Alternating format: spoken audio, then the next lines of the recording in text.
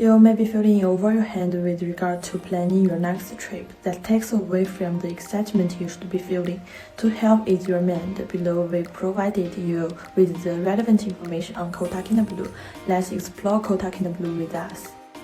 Kota Kinabalu, the capital of Sabah in East Malaysia, is a cultural melting pot and a significant tourist hub for exploring the northern section of Borneo Island, sometimes known as the land below the wind. Before we dive into the details of modern Kota Kinabalu, let us bring you down the memory lane of it, the history of Kota Kinabalu. The frequent redevelopment of this city is resulted from the Japanese occupation during World War II.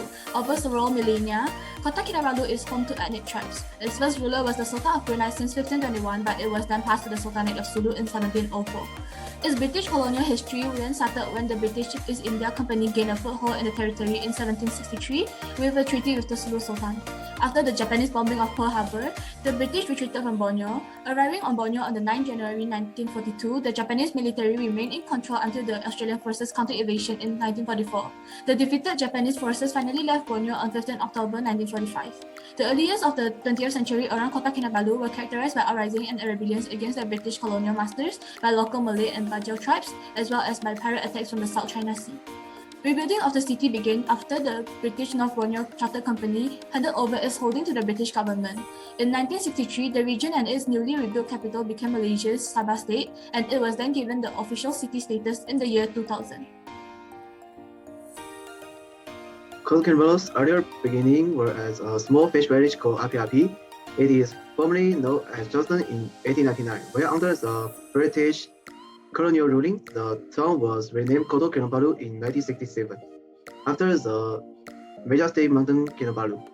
Aside from Johnston, there has been a number of other claims made as to what the original name of Kota Kinabalu was. As previously stated, the most popular is Api or simple Api, which is a Malay word that means fire. Aside from Api, another history name proposed was Dia Soka, which roughly translates below the coconut tree in Bajau. Another name was Stigmata, which literally means translate eye, but can also be loosely translated as eye placing. The current flag of the state of Sabah in Malaysia was adopted on 16 September 1988. The upper left pane of the flag is painted with dark blue, Mountain Kinabalu painted on the pale blue background, with short azure and white bar in the upper right and middle right, the long red bar below. Azure symbolizes harmony and stability. Pale blue symbolizes unity and prosperity. Dark blue symbolizes the spirit and strength of cooperation. White symbolizes purity and justice. Red symbolizes courage and constance.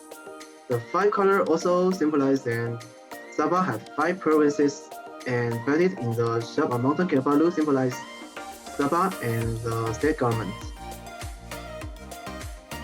Kota Kinabalu is located on Sabah's west coast. The city is built on a narrow flatland that runs between the Groko Range to the east and the South China Sea to the west. Kota Kinabalu is geographically isolated from the rest of the country.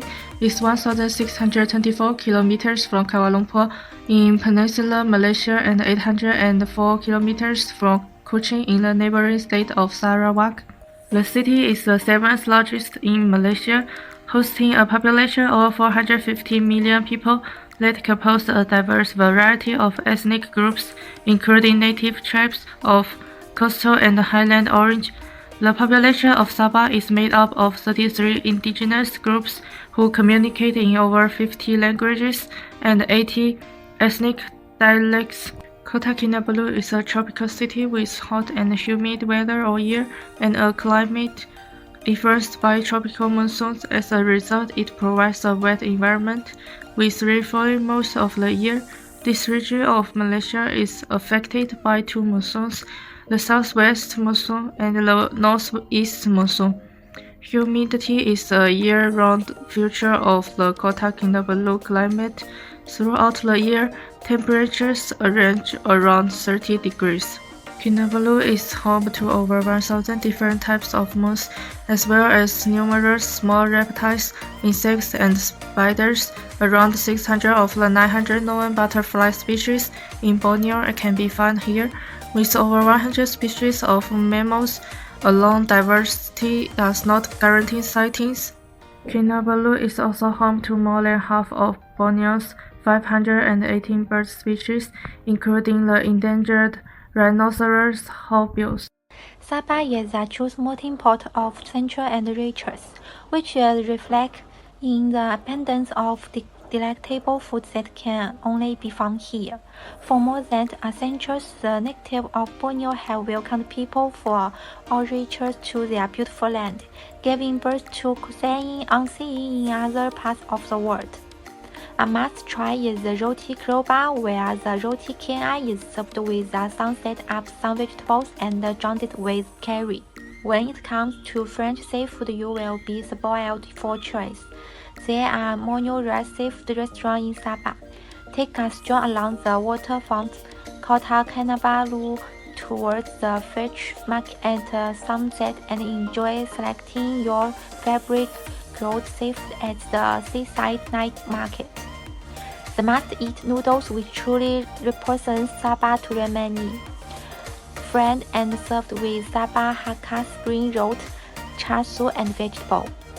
Coconut pudding is another specialty of Kota Kinabalu, which you can get almost anywhere. It is always the perfect one after your safe dinner. There are some parks you have to visit if you are in Kota Kinabalu. Kinabalu Park, a World Heritage Site covering an area of 745 square kilometers, was designated as a park in 1964. It is a biodiversity hotspot, particularly for the plants with affinities to flora from the Himalayas, China, Australia, the Malay Peninsula, and the Pantropical region.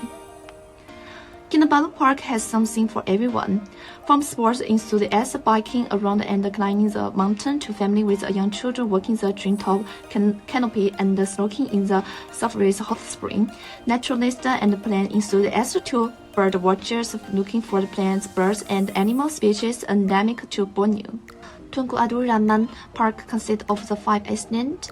The names of the islands are the symbolic of their history and early discoverers: Pulau Gaya, Maluka, Maudi, Sapi, and Sulu.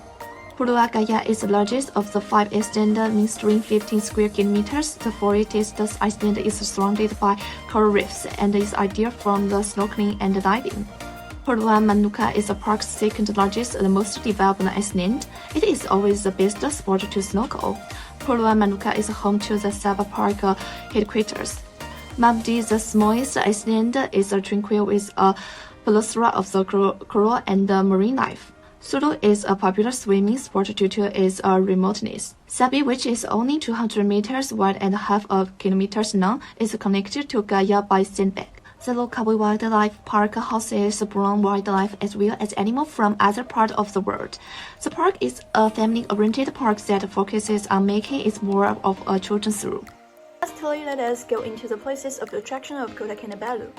The Kota Kinabalu City Mosque, by far the largest in Kota Kinabalu, is also possibly the most beautiful in Malaysia.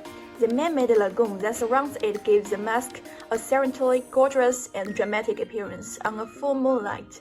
It is open to the general public, where all visitors have to adhere to the rules and guidelines. The Signal Hill Observatory in Kota Kinabalu provides an incredible views of the entire city. If you haven't stand on the observatory platform in Kota Kinabalu, you haven't seen this rapidly developing South Asian city. But if you've been to the Kota Kinabalu, you will undoubtedly so see the Signal Hill, which is one of the city's most popular attractions, and it's also very accessible. The clock tower is the oldest standing wooden structure in Kota Kinabalu, have survived the destruction of Jensen Town during World War II. It still keeps the city's time to this day. The clock tower, which was built in the 1905, is memorable to Jelson's first district officer, Francis George Ellison, who died of the malaria. Most Headrange Village is a traditional village with a historical site in the heartland of the Kandada Dusan people. It is also the cultural village in the Sabah built to commemorate the legendary Cadenza and head counter varial most pupils live in times. One of the most interesting exhibits housed in schools. Kota Kinabalu is always a great destination for your short and relaxing getaway trip. It's our pleasure to have you with us in exploring Kota Kinabalu, and we hope to see you soon.